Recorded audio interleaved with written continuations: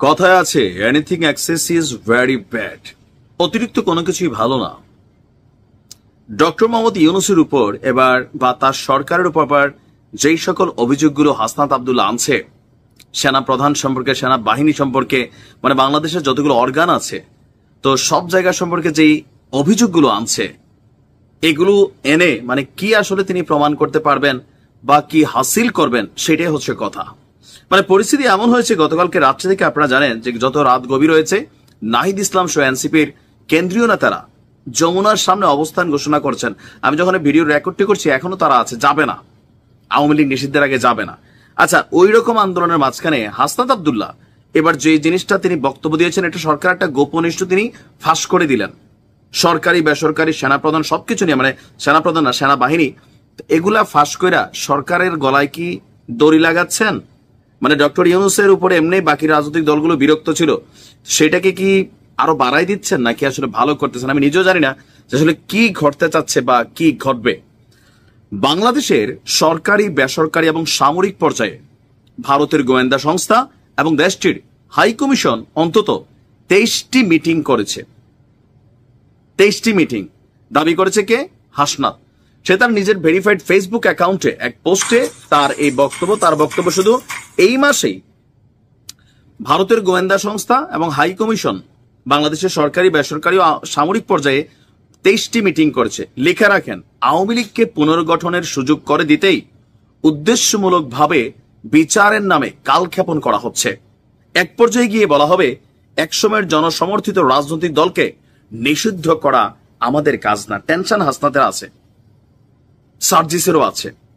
কারণ আওয়ামী লীগ যতক্ষণ ক্ষমতায় ছিল ততক্ষণ এই ক্ষমতার মধু, সধু, রাম, শাম সব কিন্তু তারা খাইছে, দাদারছে। এবং শেখ হাসিনার কাজ পর্যন্ত তাদের ছবি টবি আছে, মানে ওই লেভেল পর্যন্ত পৌঁছে গিয়ে ছবি তুলছে।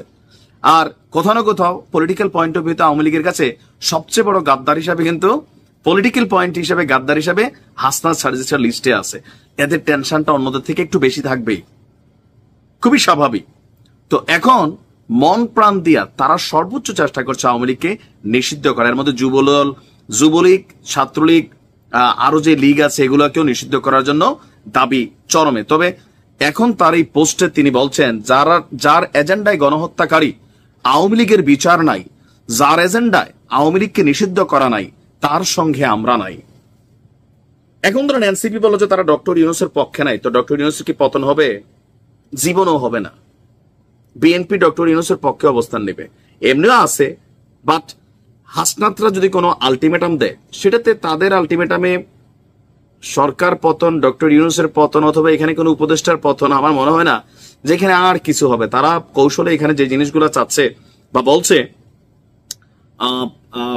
এটা আমার মনে হয় না যে খুব বেশি কার্যকর হবে। বরঞ্চ এগুলো পরিস্থিতিকে আরো বিগড়াচ্ছে, যে এদের আজকে এটা মন চাচ্ছে, কালকে এটা মন চাচ্ছে, অথবা এরা যে জিনিসটা চাচ্ছে। আমার একটা সহজ সরল প্রশ্ন হাসনাত এবং সার্জিসের কাছে, তোমরা দুজন তো একদম প্রথমে গিয়ে আওয়ামী লীগ নিষিদ্ধের ব্যাপারে রিট করছিলা, সেই রিটটা কেন তোমরা খারিজ করে দিলা 24 ঘন্টার মধ্যে? ওয়াই?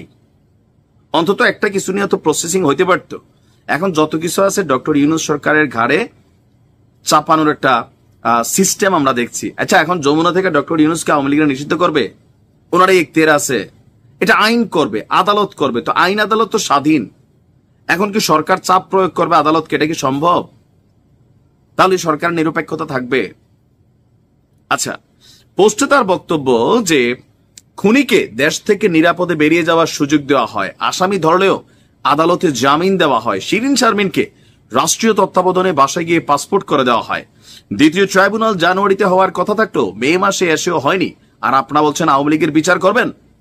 তা ইন্টারিম মানে অন্তর্বর্তী সরকার এখন পর্যন্ত কি কি বিচার ও সংস্কার করছেন? এই প্রশ্নগুলো তোমাদের বন্ধু নাহিদরে করা দরকার ছিল।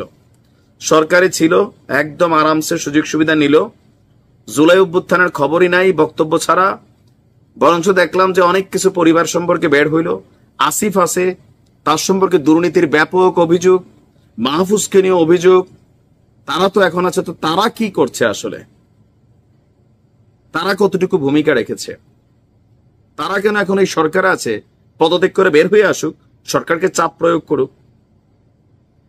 তবে আমার মনে হয় হাসনাতের এই ধরনের বক্তব্য যেগুলো তিনি ফাঁস করতেছেন, এগুলোতে ইউনূস সরকারি বিপদে পড়বে, পরে এদেরকে সাপোর্ট করার কেউ থাকবে না। এটাই হচ্ছে বাস্তবতা।